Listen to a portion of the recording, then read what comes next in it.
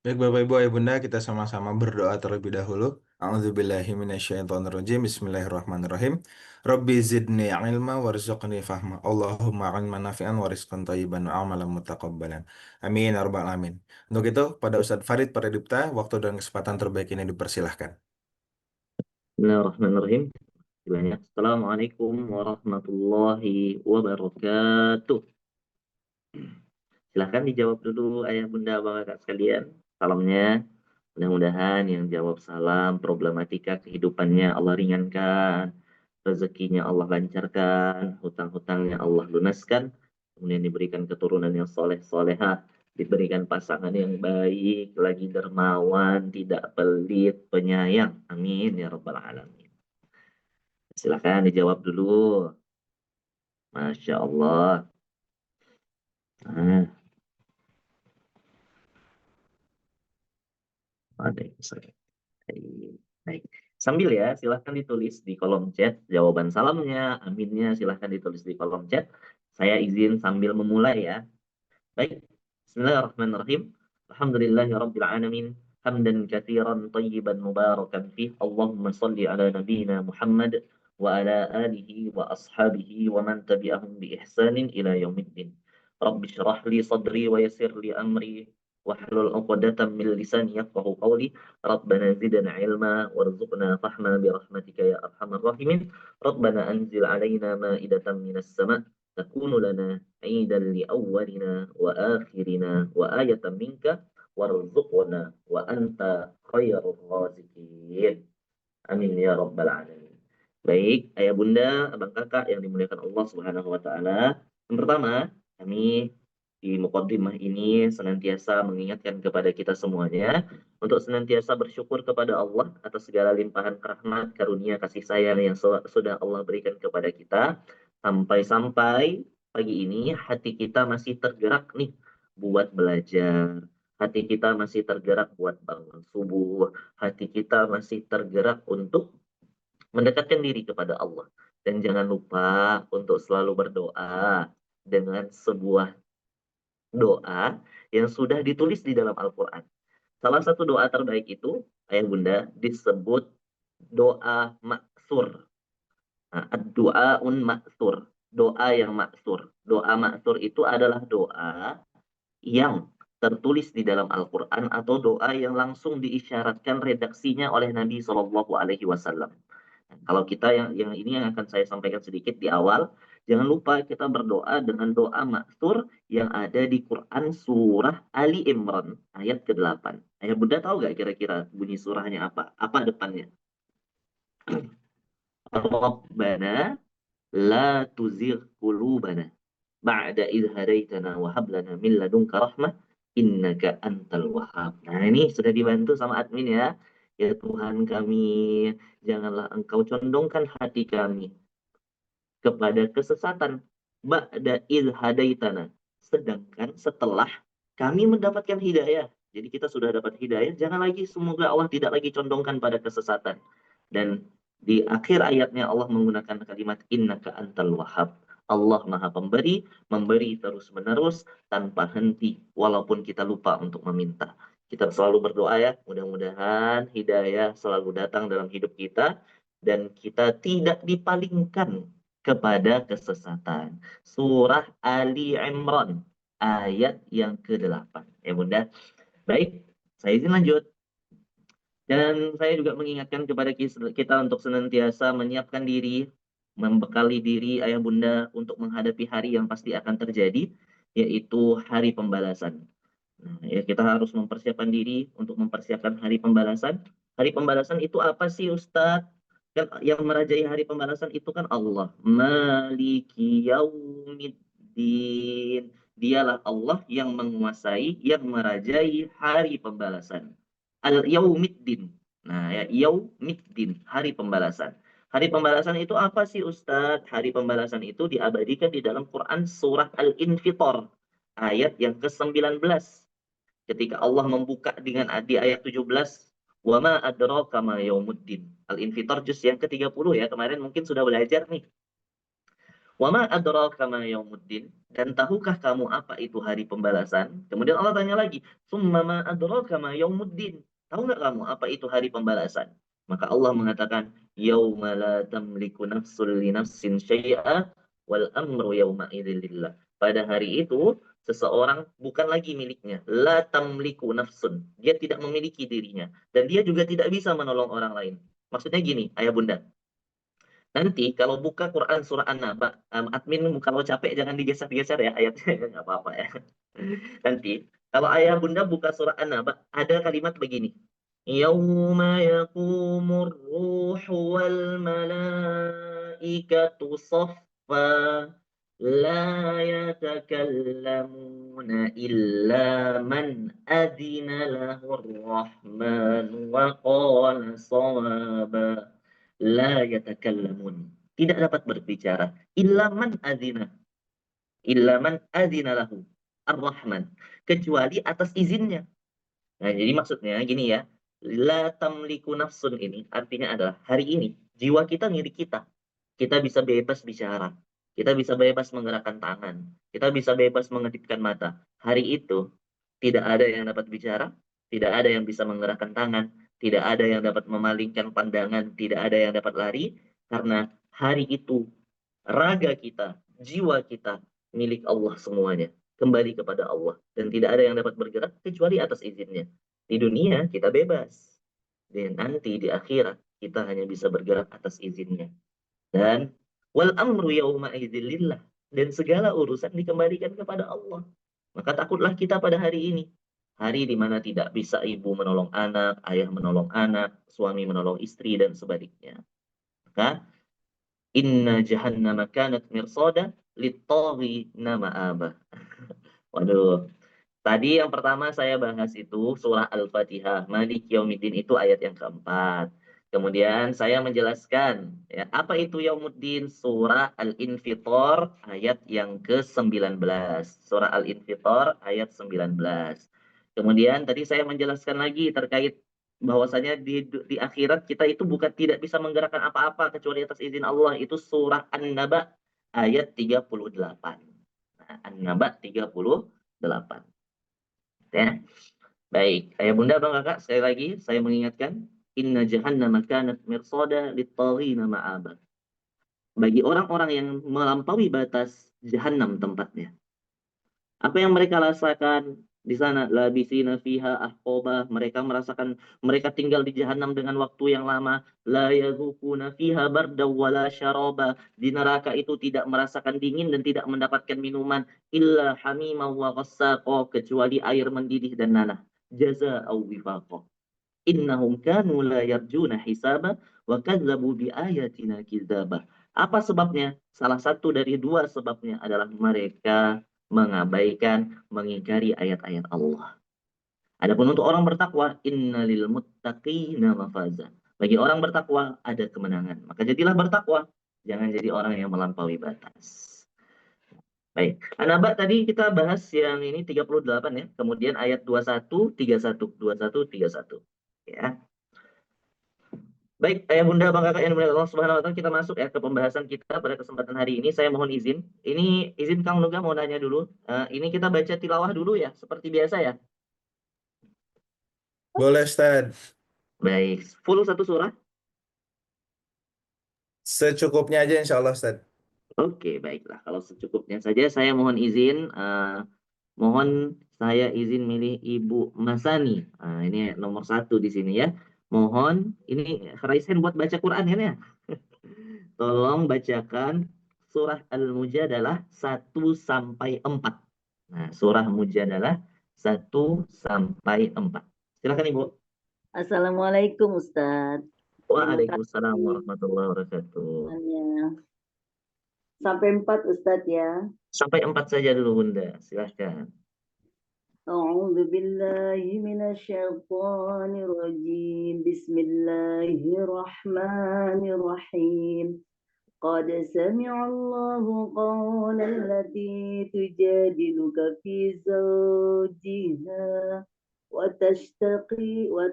وتشتكي إلى الله والله يسمع تحاوركما إن الله سميع بصير الذين يظاهرون منكم من نسائهم ما هن أمهاتهم إن أمهاتهم إلا اللائي ولدنهم وإنهم ليقولون منكرا من القول والزورا وإن الله لعفو غفور والذين يظاهرون من نسائهم ثم يعودون لما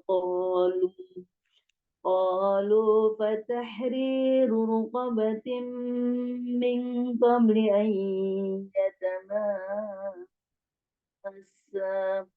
ذلكم توعظون به والله بما تعملون خبير ومن لم يجد فصيام شهرين متتابعين من قبل أن يتماسا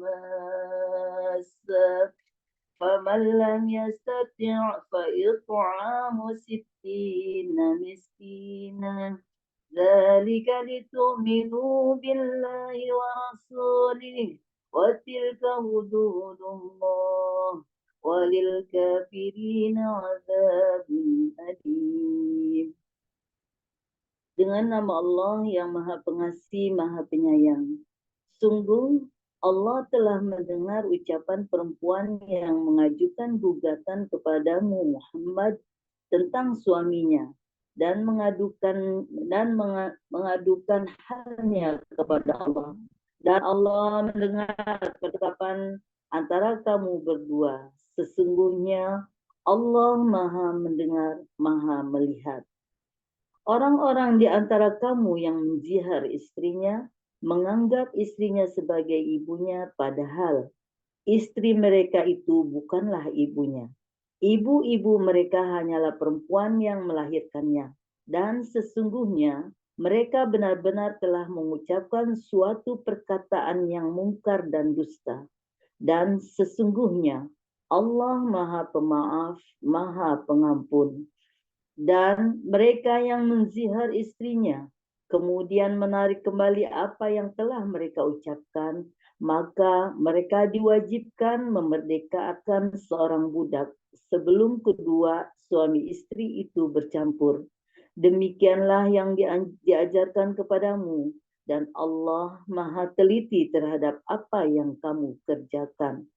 Maka barang siapa tidak dapat memerdekakan hamba sahaya, maka dia wajib berpuasa 2 bulan berturut-turut sebelum keduanya bercampur. Tetapi barang siapa tidak mampu, maka wajib memberi makan 60 orang miskin. Demikianlah agar kamu beriman kepada Allah dan Rasul-Nya. Itulah hukum-hukum Allah. Dan bagi orang-orang yang mengingkarinya akan mendapat azab yang sangat pedih. Sadaqallahul azim. Terima kasih Ustaz. Sama-sama Bunda, terima kasih banyak. Saya izin satu orang lagi saja ya. Ini saya random aja ya. Maksudnya sesuai dengan yang angkat tangan, tapi saya coba pilih yang rasa-rasanya selama ini saya nggak pernah pilih gitu. Coba Umi Syafiq. Nah, mohon dibacakan pendek saja Umi.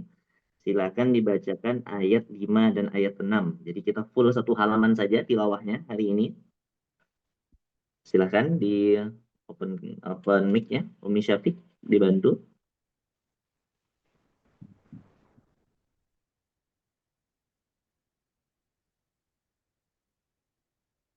Sudah bisa open mic Umi Syafiq? Belum. Mohon dibantu kakak admin.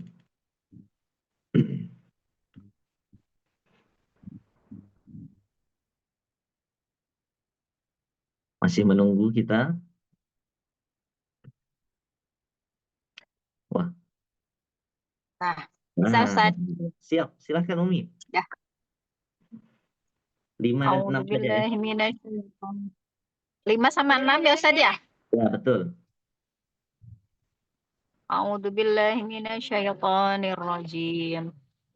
Innalladzina yuhadduna Allah wa rasulahu kabitu kubitu kubitu kubitu kama kubital ladzina min qablihim wa qad anzalna ayatin bayyinat walil kafirina adzabun muhin.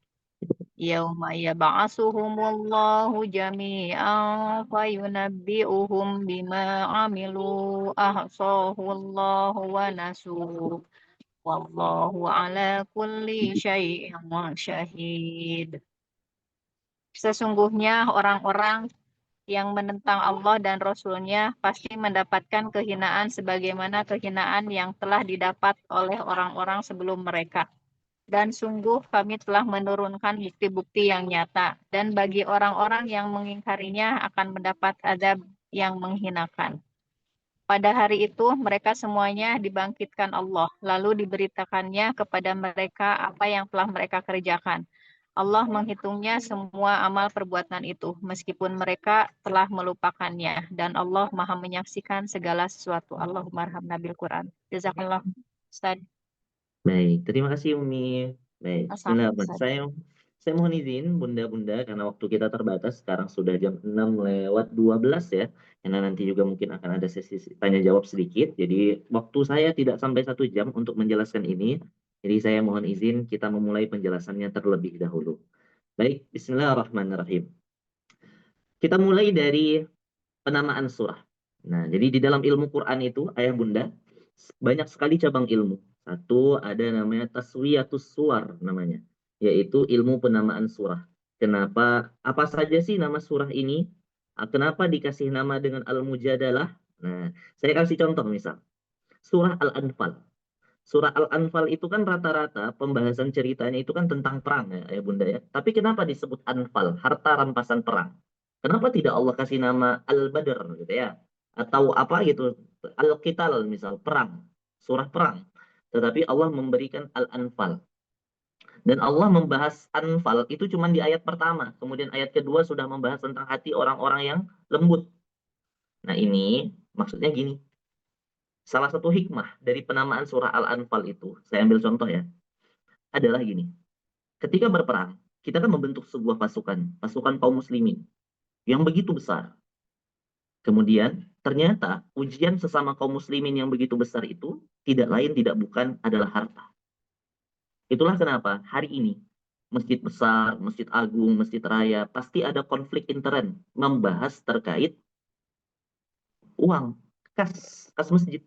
Karena salah satu pintu masuk setan, pintu masuk orang-orang yang membenci Islam untuk memberikan fitnah, ujian kepada kaum muslimin adalah harta. Sehingga kenapa surah Al-Anfal, surah ke-8 itu dikasih nama Al-Anfal, padahal bisa kok sebenarnya dengan nama yang lain. Nah inilah penamaan surahnya dari Allah Subhanahu Wa Taala. Sebagai pintu masuk untuk mentadaburi satu surah secara utuh. Nah, sekarang ayat ini juga harus kita pelajari nih. Taswiyatus suwarnya. Gitu ya. Kenapa sih diberi nama surah Mujadalah? Yang pertama, tadi sudah saya sebutkan ya, surah ini memiliki 3 nama. Kalau nanti belajar dari kitab Awal Marrah At-Tadabbarul Quran, karya Syekh Adil Muhammad Khalil ya. Kalau yang terjemah itu ada terbitan Pustaka Al-Kautsar. Nah, yang ini ayah bunda, ini rekomendasi buat tadabbur ya. Itu nanti di situ disebutkan ada 3 nama. Satu Mujadalah. Mujadalah itu artinya debat. Yang kedua mujadilah. Mujadilah itu yang melakukan debat tetapi seorang perempuan. Jadi al-mujadalah itu artinya debat. Yang kedua namanya al-mujadilah, artinya perempuan yang mendebat. Nah, seperti itu ya. Kemudian qad sami'a. Kenapa disebut qad sami'a? Karena ayat ini dimulai dari kata qad sami'a. Nah, itu ya. Sama dengan al-muluk. Namanya Al-Muluk, tapi juga sebagian orang membacanya dengan nama surah Tabarak. Seperti itu ya. Kemudian, kenapa sih disebut dengan surah Mujadalah? tidak lain tidak bukan Allah Subhanahu wa taala di dalam surah ini satu memuat beberapa kisah, bahkan bukan satu kisah nih. Beberapa kisah memuat adab, memuat tata cara tentang jidal. Jidal itu artinya dialog, dialog argumentatif. Gitu ya. Biasa orang menyebutnya dengan debat. Tetapi kalau kita sebut debat mungkin ada hal yang kurang bagus ya secara konotasi bahasa Indonesia. Jadi saya akan menyebutnya dengan dialog argumentatif. Nah, itu ya. Mujadalah itu sebenarnya dialog argumentatif. Gitu ya. Curhat dah gitu dah. Curhat minta pendapat. Nah, itu kalau seorang beriman kepada orang yang beriman. Tetapi jidal ini juga bisa dikaitkan ahlul kitab, orang-orang non-muslim kepada orang muslim berdebat terkait konsep ketuhanan. Itu juga jidal. Kemudian antara orang munafik mendebat orang beriman itu juga jidal. Makanya di dalam ayat ini, di dalam surah ini, satu, nanti kita akan bertemu dengan kisah seorang mukmin berdebat, berdialog argumentatif dengan Nabi Shallallahu Alaihi Wasallam terkait suaminya yang menzihar dirinya. Yang kedua, nanti kita akan melihat terkait tentang bisik-bisik jidal yang dilakukan oleh orang munafik di ayat ke-7 sampai ayat ke-10 itu.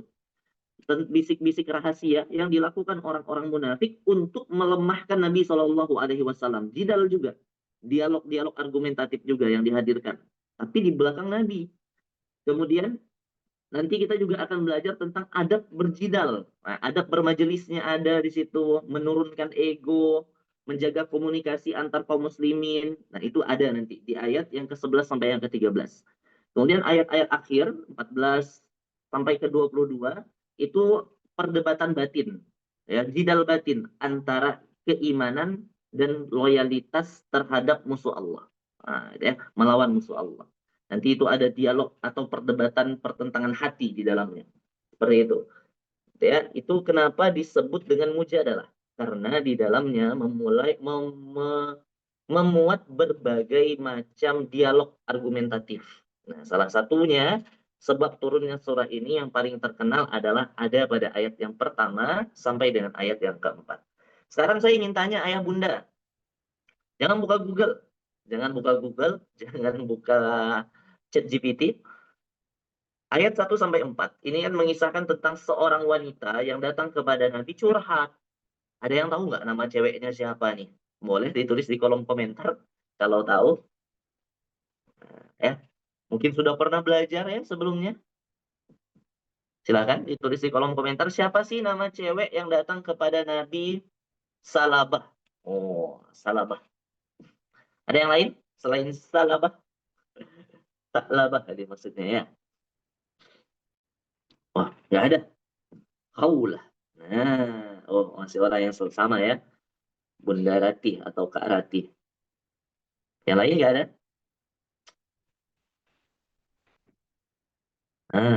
Baik. Sudah ada dua ya jawabannya. Dan jawaban dua ini benar ya. Jadi, Khawlah bintu Sa'labah. Jadi, kita akan memuat kisah tentang Khawlah bintu Sa'labah yang datang kepada Nabi Shallallahu Alaihi Wasallam mengadukan tentang apa yang terjadi pada dirinya. Kita mulai dari ayat yang pertama.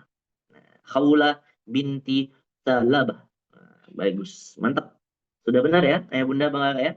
Jadi ini seorang perempuan tidak terlalu terkenal, jarang sekali didengar namanya oleh sebagian besar kaum muslimin, tetapi dia menjadi salah satu sebab, bukan salah satu, dia menjadi sebab turunnya ayat ini, ayat-ayat ini, rangkaian ayat ini. Kita mulai. Ayatnya dari ayat yang pertama ya. Qad sami'allahu qawlan lati tujadiluka fi zawjiha wa tashtaki ilallah. Sampai situ dulu. Qad sami'a. Sesungguhnya Allah, sungguh Allah qawlan lati. Mendengar perkataan seorang perempuan. Allati. Nah, di sini menggunakan redaksi allati ya. Kalau allati itu mu'annas, dia seorang perempuan, yang perempuan gitu ya. Jadi mendengar ucapan seorang perempuan, allati.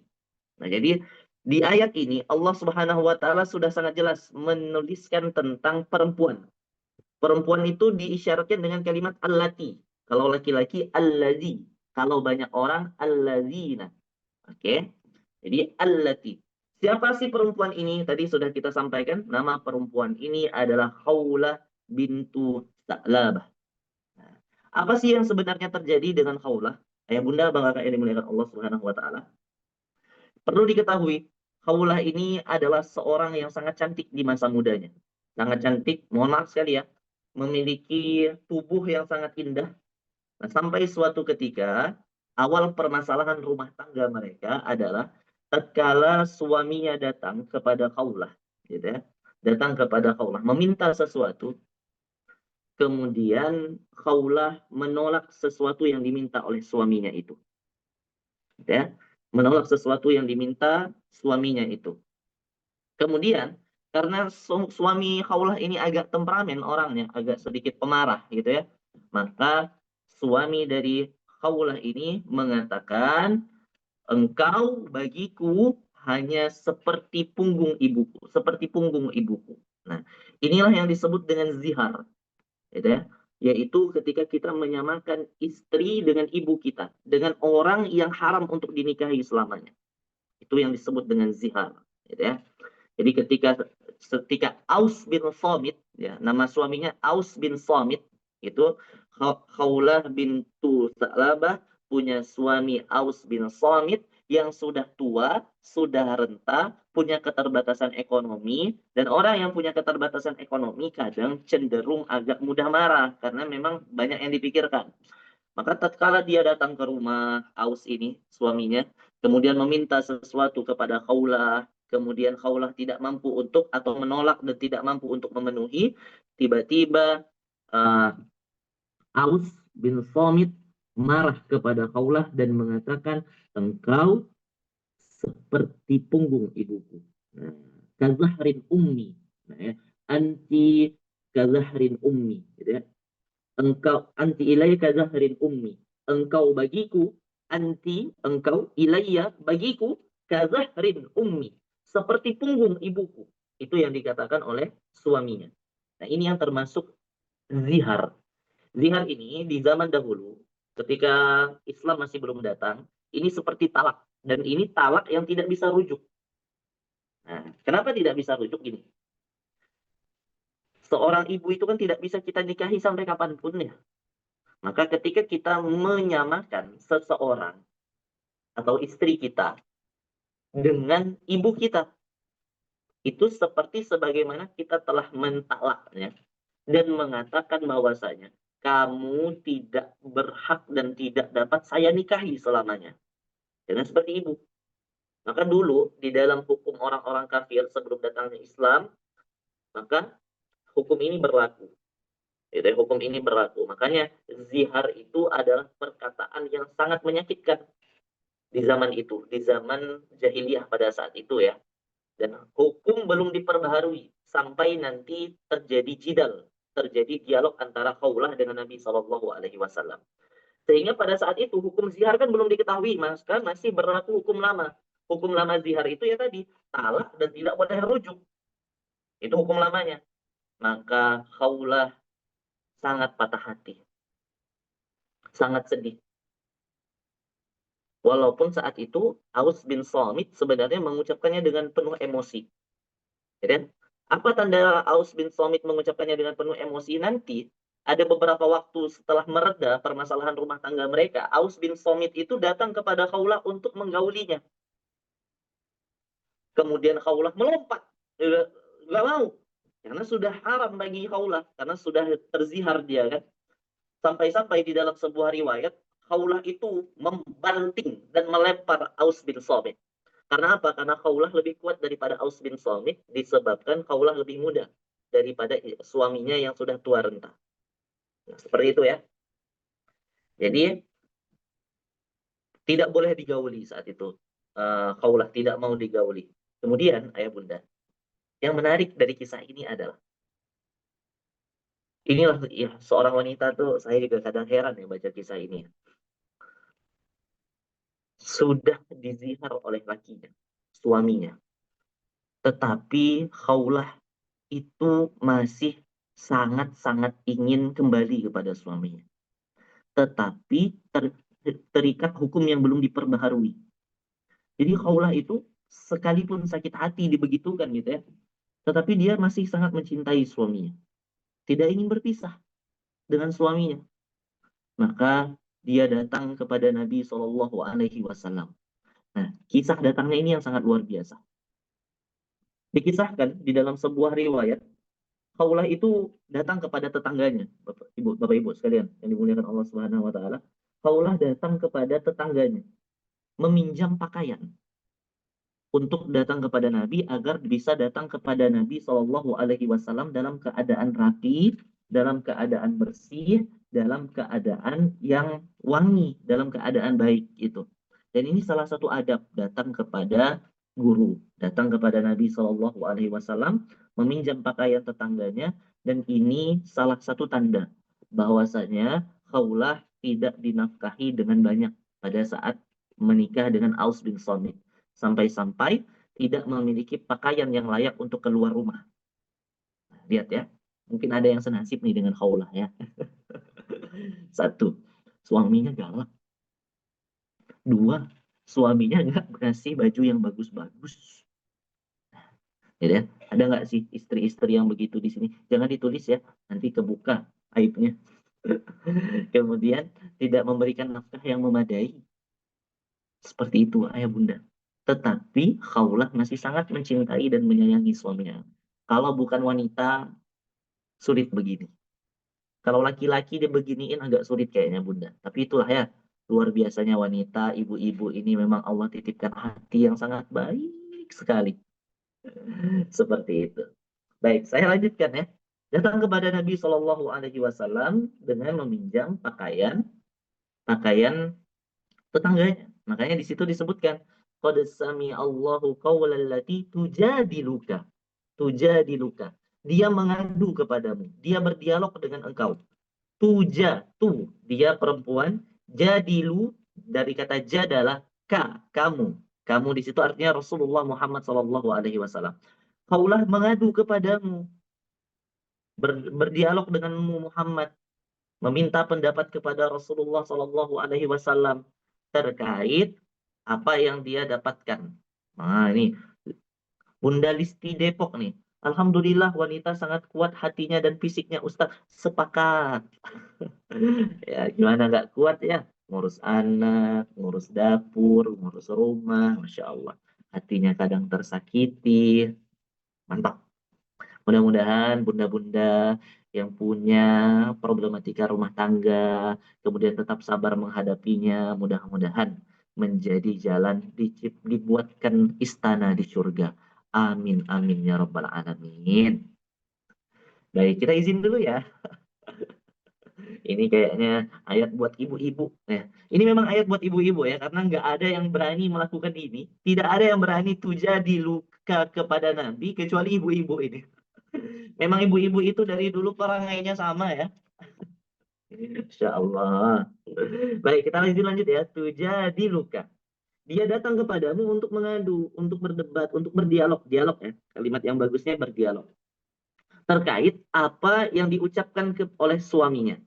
Sampai-sampai di dalam dialog itu seperti ini. Jadi diriwayatkan oleh Ibunda Aisyah radhiyallahu taala anha. Beliau mengatakan, Tabarakalladzi wa sami'a sam'uhu kulla syai'. Maha agung Allah.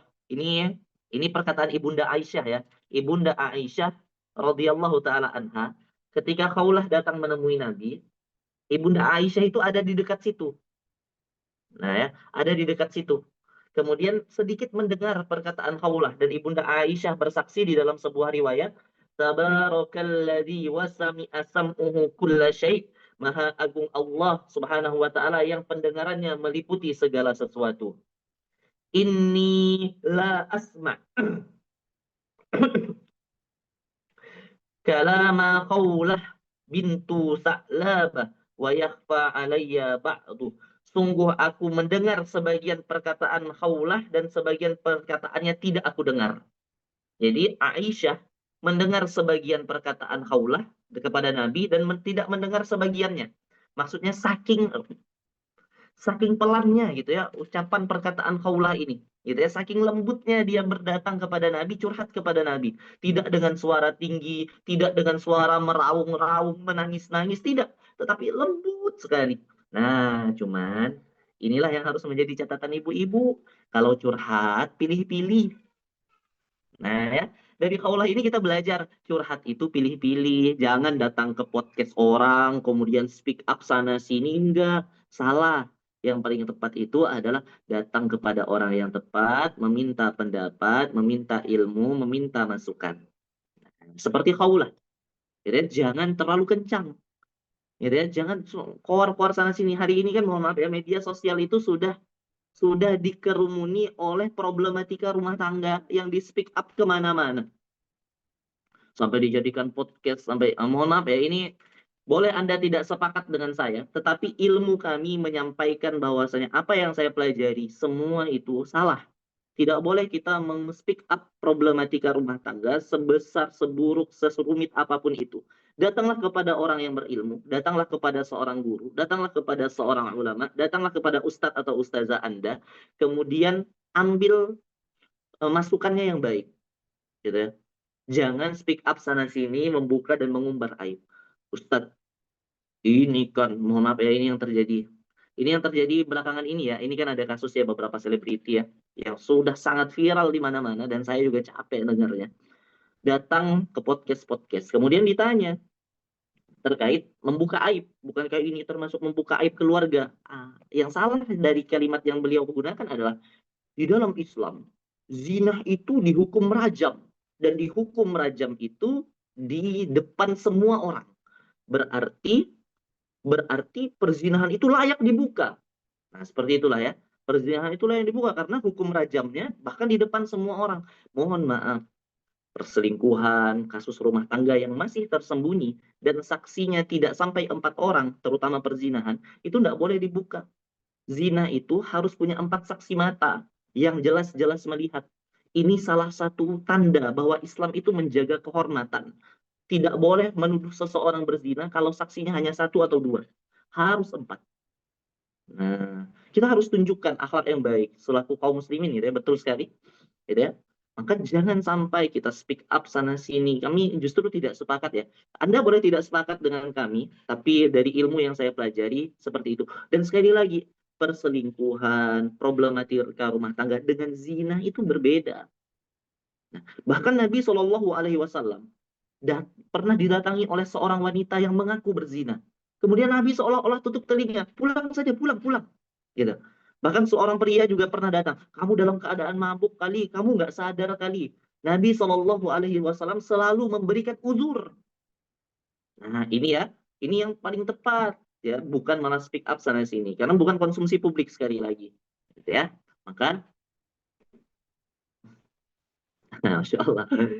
Baik, ya, ini pelajaran saja ya Bunda, karena kadang peristiwa-peristiwa Allah hadirkan di dalam kacamata kita supaya kita bisa melihatnya agar kita juga bisa menarik hikmah. Contoh juga banjir yang terjadi di Sumatera yang kita doakan mudah-mudahan saudara-saudara kita di sana diberikan kesabaran, diberikan rezeki yang berlimpah oleh Allah Subhanahu wa taala. Nah, itu kan juga pelajaran bagi kita bahwasanya ternyata 1-2 orang yang berbuat zolim di satu kampung, di satu kota, tapi yang kena mudorotnya malah semuanya. Makanya Allah sudah mengatakan, dan takutlah kalian kepada sebuah musibah yang tidak hanya menimpa orang zolim, tetapi juga menimpa orang-orang di sekitarnya. Nah, ini juga kita harus hati-hati. Kita belajar dari peristiwa ya, maksud saya ya.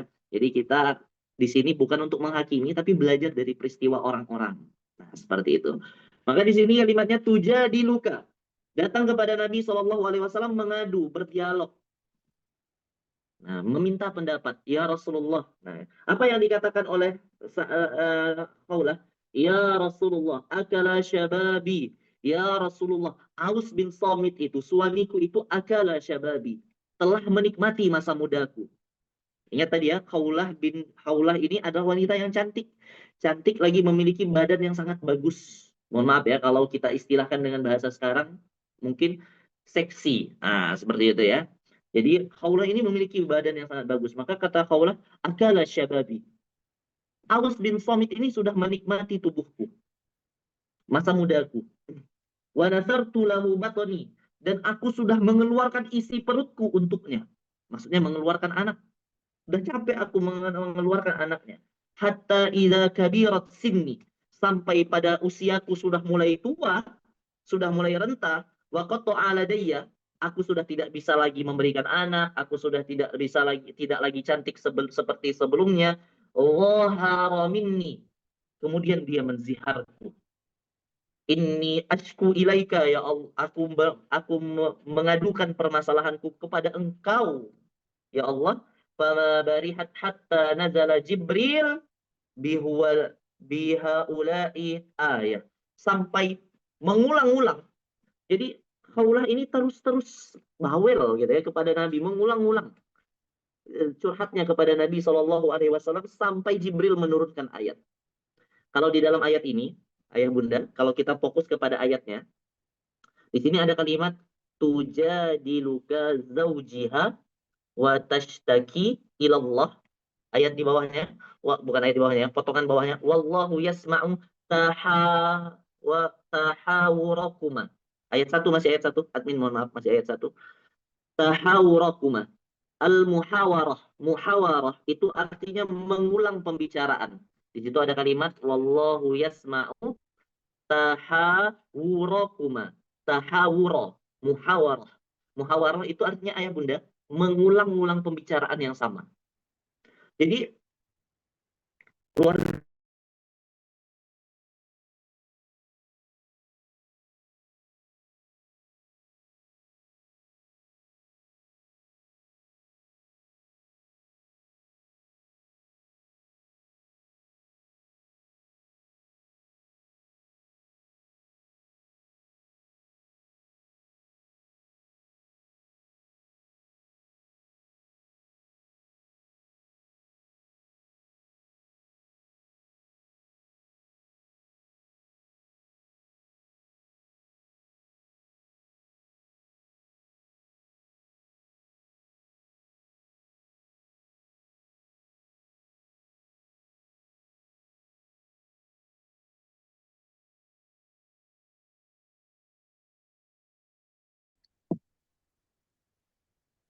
halo, cek apa Recording in progress. lancar sekarang? Aman, Ustaz. Aman ya. Khawlah terus mengulang pembicaraannya. Ya Rasulullah, janganlah kau jawab dengan jawaban seperti itu ya Rasulullah. Terus sekali. Ya, terus diulang-ulang sampai Jibril menurunkan ayat ini. Qad sami Allahu qaulal lati tujadilu fi zawjiha wa tashtaki ila Allah. Terus mengulang. Nah, dari judul yang kita ini, doa yang menggetarkan langit, inilah maksud dari doa yang menggetarkan langit. Nanti di dalam ayat ini, Bapak Ibu, Ayah Bunda akan menemukan begini. Tujadiluka fi zawjiha wa tashtaki ilallah. Dia mengadukan kepada engkau permasalahan tentang suaminya, tetapi tashtaki ilallah, tetapi dia juga tetap memohon dan berdoa kepada Allah. Ya, dia tetap memohon kepada Allah, tashtaki. Nah, dari kata ashku. Di situ ada kalimat, ayah bunda, lihat, kita lihat lagi Al-Qur'annya. Allati tujadiluka fi zawjiha. Dia mengadu kepadamu tentangnya. Jadi dia mengadu kepada manusia, meminta pendapat manusia, tetapi tashtaki, tetapi juga memohon kepada Allah, mengadukan dirinya kepada Allah.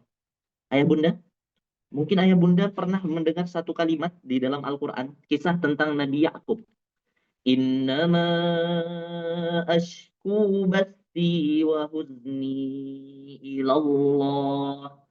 Ketika Nabi Yakub kehilangan Yusuf, Nabi Yakub kan berdoa kepada Allah, innama, sesungguhnya aku hanya ashku, mengadukan segala problematika aku, bathi wa huzni, dan kesedihan-kesedihanku ilallah, kepada Allah.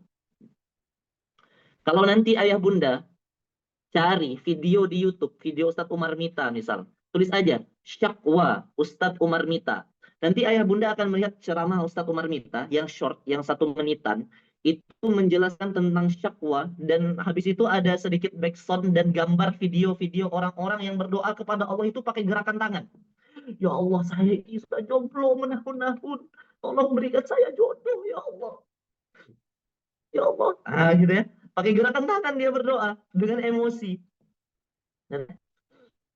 Ya Allah, saya ini sudah capek di rumah seperti ini terus, ya Allah. Berikanlah saya pasangan yang baik, ya Allah. Berikanlah saya harta yang banyak, ya Allah. Saya ingin pakai Lamborghini, ya Allah. Saya ingin pakai Ferrari, ya Allah. Misal, gitu ya. Menangis, kemudian curhat kepada Allah seperti sebagaimana curhat kepada manusia. Itu asyku. Dan Allah itu menyukai orang-orang yang begitu. Doa tuh nggak sekedar gini, Allahumma rabbana ighfir lana dzunubana wa dzunuba walidina. Bukan sekadar begitu doanya, tetapi sampai membawa emosinya, menggerakkan tangannya, membawa ekspresinya, seolah-olah dia berada di hadapan Allah Subhanahu wa taala, berdoa kepada Allah. Jadi, Khawlah selain mengadu kepada Nabi, dia juga menggetarkan arasy Allah dengan doanya dengan cara asyku, syakwa. Nah, jadi nanti bunda, ayah bunda, Ustadz Umar Mita, Syakwa, ya tulisannya SYAKWA, Syakwa. Nanti silakan ya dibuka di YouTube ya, kalau mau ya, mau ngelihat ya bagaimana Syakwa itu, video tentang Syakwa. Ini berdoa itu pakai emosi. Nah, itulah doa yang kadang bisa menggetarkan arasy-Nya Allah Subhanahu wa taala. Nah, dari Khawlah kita belajar itu, ayah bunda. Dari Khawlah kita belajar ternyata kalau kita punya problematika, kita punya dua cara, dua kita lakukan.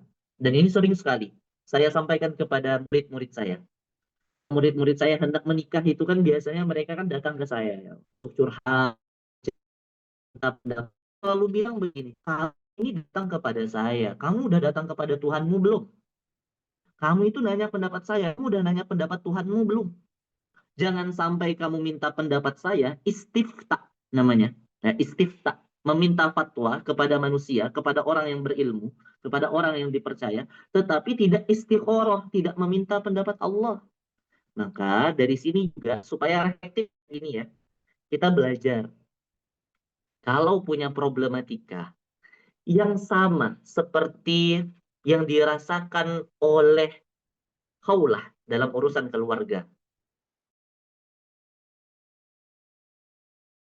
punya problematika dalam urusan kerja, bingung nih gimana cara ngejawabnya, maka getarkan arasy Allah dengan dua cara. Satu, tadi seperti sebagaimana yang dilakukan Khawlah, di luka, berdialog dengan orang yang bisa memberikan solusi.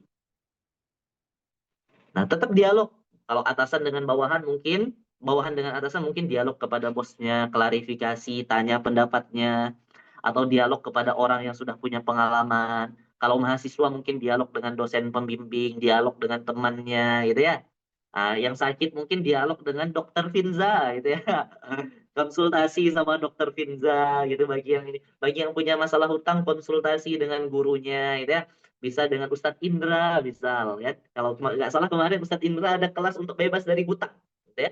Konsultasi itu tanya, tetapi jangan menggantungkan solusi hanya pada beliau-beliau. Tetap asyku, tetap minta kepada Allah, tetap berdoa kepada Allah, tetap bujuk Allah dengan syakwa. Nanti sekali lagi ya ayah bunda ya.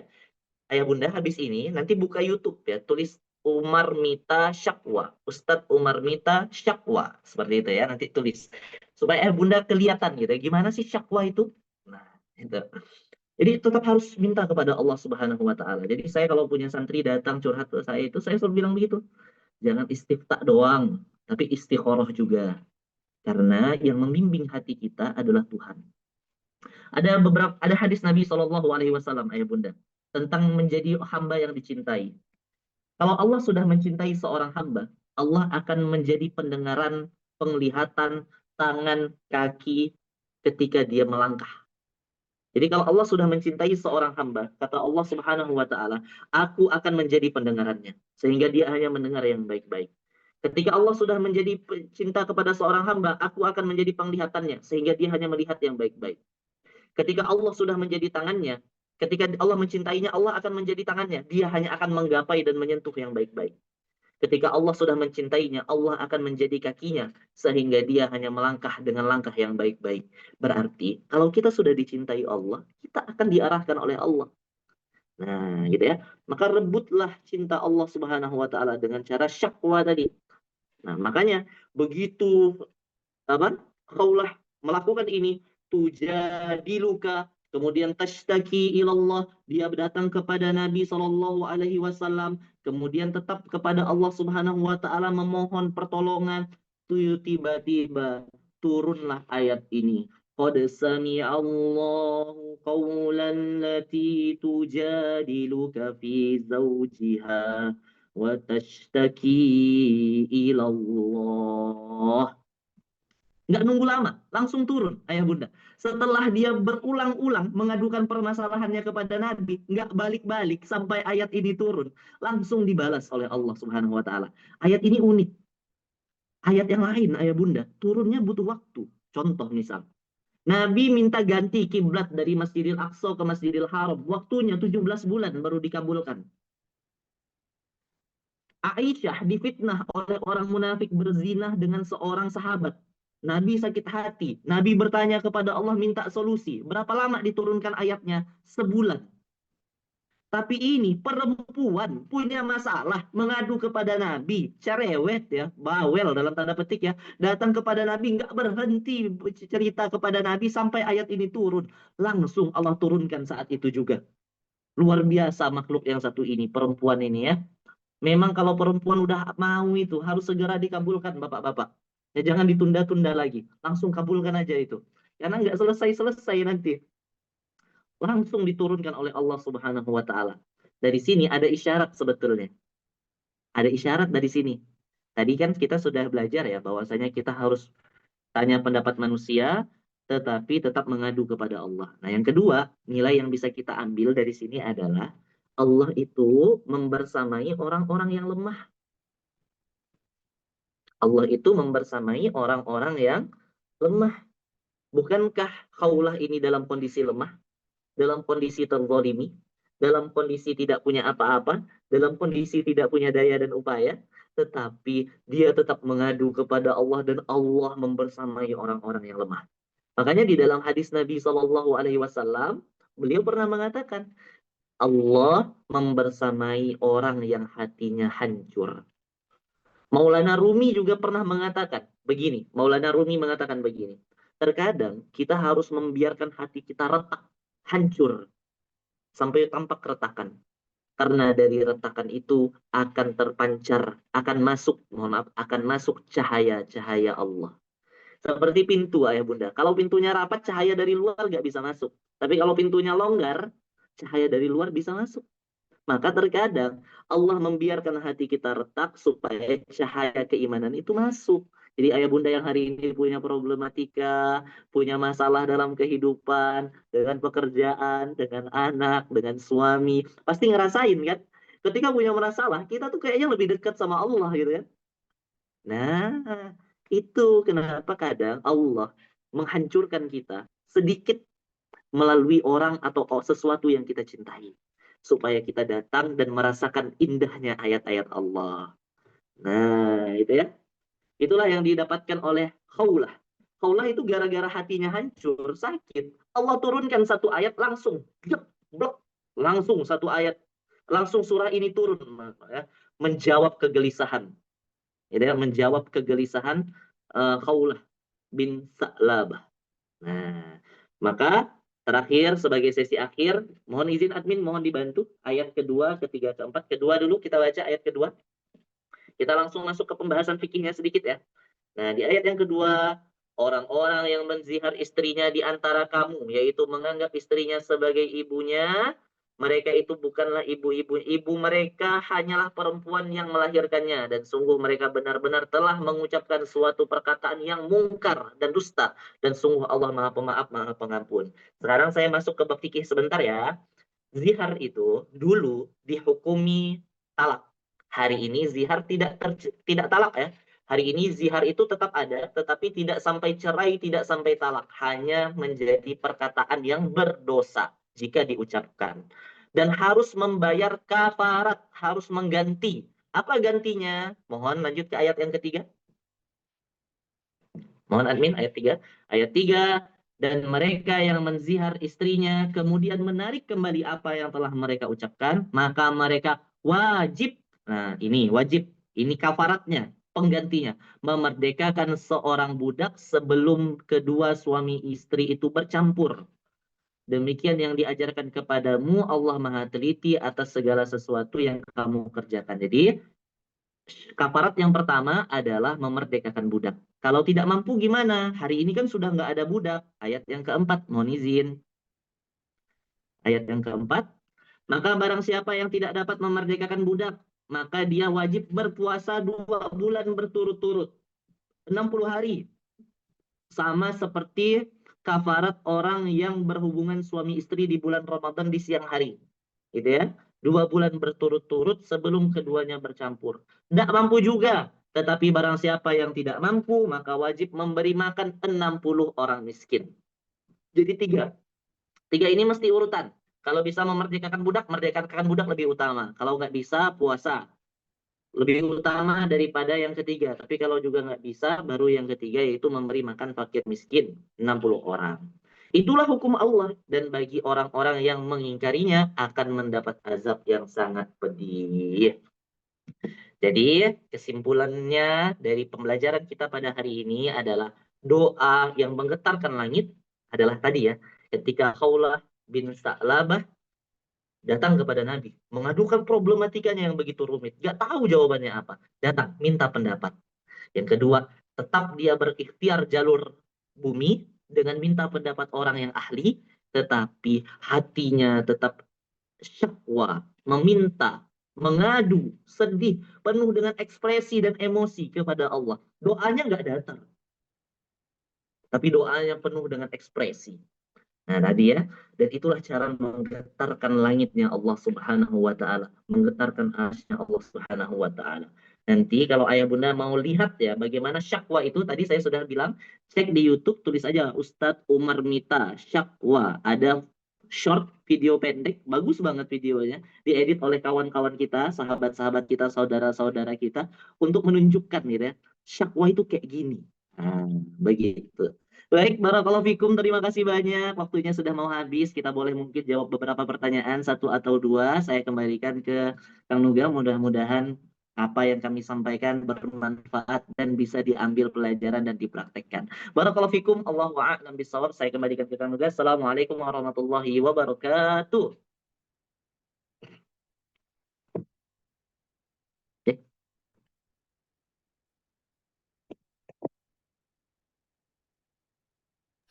Ya, silakan. baik.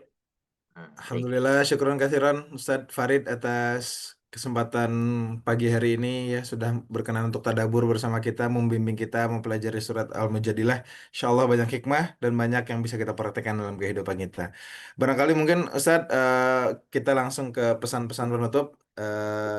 Mohon untuk bisa memberikan nasihat-nasihat kepada Bapak Ibu Ayah Bunda yang sudah hadir pagi hari ini, Ustadz. Dipersilahkan. Masya Allah, masih diminta nasihat. Tadi apa yang saya sampaikan ini?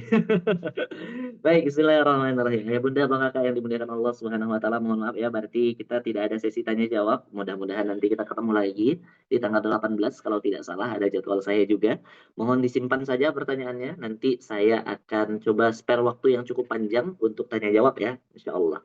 Baik, Ayah Bunda, Bang Kakak yang dimuliakan Allah Subhanahu wa taala, sekali lagi kami sampaikan kepada kita semuanya, selalulah minta tolong kepada Allah Subhanahu wa taala, karena Allah Subhanahu wa taala pasti senantiasa menjaga, senantiasa melindungi, senantiasa menolong hamba-hambanya. Dan kalaulah hari ini kita punya banyak problematika dalam kehidupan, kadang Allah Subhanahu wa taala itu senantiasa menguji kita dengan apa yang kita cintai. Gitu ya. Sakit hati itu, broken heart itu terjadi disebabkan karena besarnya harapan kita pada sesuatu. Tatkala keinginan kita tidak sesuai dengan kenyataan yang terjadi. Dan Allah Subhanahu wa taala dari yang disampaikan oleh Imam Asy-Syafi'i senantiasa menguji seorang hamba dengan apa yang paling dia cintai agar dia merasakan sakit. Sakitnya berharap kepada selain Allah. Ya. Karena satu-satunya tempat berharap yang tidak pernah menyakitkan adalah berharap kepada Allah. Saya sering juga mendengar ceramah-ceramah Ustadz lainnya. Dan saya belajar dari Kang Sony Abikim, ya Ustadz Sony Abikim. Beliau memberikan contoh, kalaulah 2 tangan diberi tisu di sebelah kiri dan diberi solatip ya di sebelah kanan, maka yang akan terasa sakit ketika dilepaskan itu ketika kita diberi sholat itu. Dan itulah kemelekatan. Dan orang yang suka kecewa, suka sakit hati, hancur hatinya, itu biasanya karena terlalu melekat dan mencintai sesuatu. Maka ketika itu sudah mulai terjadi hari ini pada hidup kita, tadi sudah kami sampaikan, terkadang Allah membiarkan sedikit luka, sedikit retak di dalam hati kita, agar cahaya keimanan dapat menembus dan kita bisa merasakan indah, nyaman, nikmatnya ayat-ayat Quran. Mungkin kalau hari ini hidup kita nggak punya masalah, kita nggak akan ikut kajian ini. Karena kita ngerasa hidup kita punya masalah, kita punya beban, kita ikut kajian untuk mencari jawaban. Mudah-mudahan setiap Al-Quran yang dipelajari di kelas ini menjadi berkah dan menjadi penolong kita dalam menjalani kehidupan, menjadi petunjuk dalam setiap persoalan, dan menjadi jalan kemudahan bagi setiap permasalahan. Amin ya rabbal alamin. Saya mendoakan ayah bunda bang kakak mudah-mudahan selalu sehat dan diberkahi hidupnya serta diampunkan dosa-dosanya. Kita ketemu lagi insya Allah di pertemuan berikutnya di majelis ini. Kalau bukan di majelis ini, mudah-mudahan kita bisa bertemu di surganya Allah Subhanahu wa Ta'ala. Mohon ayah bunda menjadi saksi kami nanti di hadapan Allah jika seandainya amal saya kurang gitu ya. Dan ayah bunda ternyata amalnya lebih banyak daripada saya, mohon menjadi saksi bahwasanya saya pernah menjadi bagian dari apa-apa ilmu yang pernah ayah bunda abang kakak praktekkan dalam kehidupan. Tolong menjadi saksi agar Allah berkenan menolong saya dan memasukkan saya ke surga. Walaupun mungkin bukan surga yang tinggi karena saya mungkin kurang amalnya, tapi mohon bantu saya untuk bersaksi di hadapan Allah bahwa saya pernah berbagi setitik kebaikan kepada kita semua. Barakallahu fikum. Terima kasih banyak waktunya. Terima kasih banyak kepada panitia. Sekian dari saya kembalikan kepada Kang Nuga. Mohon maaf atas segala salah dari saya. Assalamualaikum warahmatullahi wabarakatuh. Waalaikumsalam warahmatullahi wabarakatuh. Jazakallah khairan katsiran Ustaz Farid atas kesempatannya pagi hari ini. Insya Allah banyak hikmah dan kita bisa menerima setiap aliran ilmu dengan wadah terbaik ya Bapak Ibu Ayah Bunda. Kuncinya adalah apa-apa yang kita dapatkan semoga kita bisa praktekkan ke depannya. Amin ya rabbal alamin. Sebagai penutup barangkali izin Ustaz dan Bapak Ibu Ayah Bunda semua, Nuga mau mengingatkan lagi, mau membuka kembali peluang kebaikan bersedekah pagi lewat titik balik lewat Quran Talks ya. Insya Allah kami selalu punya tempat, selalu punya wadah terbaik untuk Bapak Ibu Ayah Bunda menyisihkan sebagian hartanya. Semoga apa-apa yang sudah Ayah Bunda titipkan ini bisa kembali dalam bentuk keberkahan hidup ya, keberkahan ilmu, keluasan hati, kelapangan hati. Insya Allah semakin barokah kehidupannya. Amin ya rabbal alamin. Dan juga mau izin informasikan di di hari Sabtu dan Ahad kita akan ada kelas eksklusif bersama dengan Dr. Gustavianza dengan tema waspada syaraf kejepit mangga. Silahkan daftar. Nanti insya Allah kita akan ketemu lagi dan belajar. Kita jadikan hari Sabtu dan Ahad sebagai ruang terbaik untuk mempelajari kondisi fisik kita agar semakin baik lagi setiap harinya. Insya Allah ya.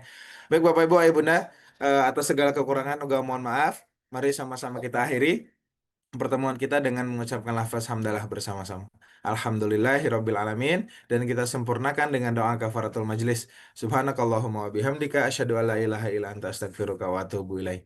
Sekian, wassalamualaikum warahmatullahi wabarakatuh.